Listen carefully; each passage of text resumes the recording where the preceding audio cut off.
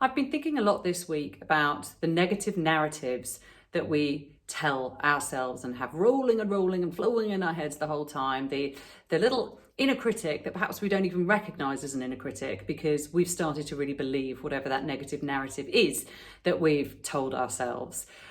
This has been niggling me because I've become aware that there are negative narratives that I tell myself that inhibit me from progressing forwards and solving problems that are solvable, because perhaps I'm just locked in a fear state or some projected imagined reality.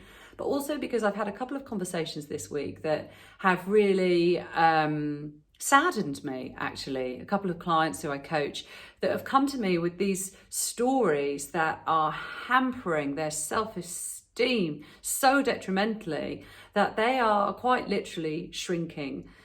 We are all aware the impact the pandemic has had on employment, on our economies, and that, yes, it is damn tough out there and in here in our isolated cages.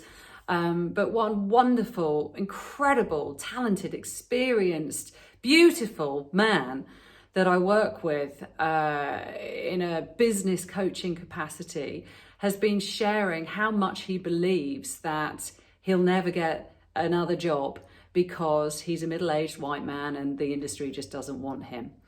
And I've had to really work with him to say, but that's a narrative you're telling yourself.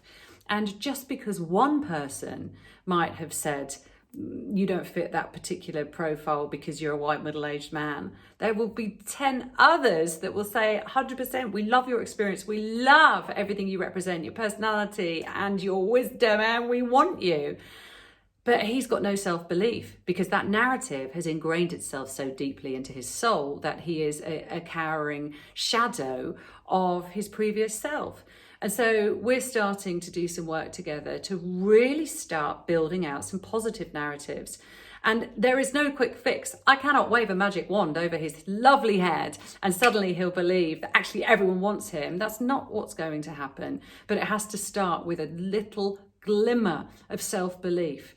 And that self-belief comes from little pockets of self-esteem coming from simple daily habits that start to build up a confidence of our own worth.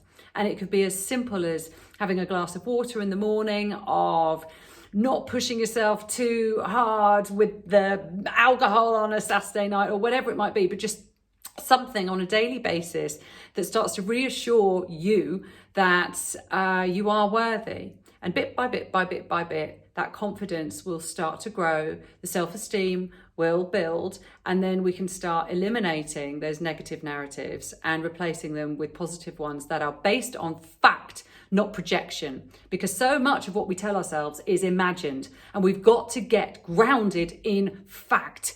Really separate what the truth is versus what the imagined reality is, because that is imaginary, it's not a reality. And the quicker that we can step into this place of separating what our perceptions are from what is actuality, the quicker we'll be liberated from the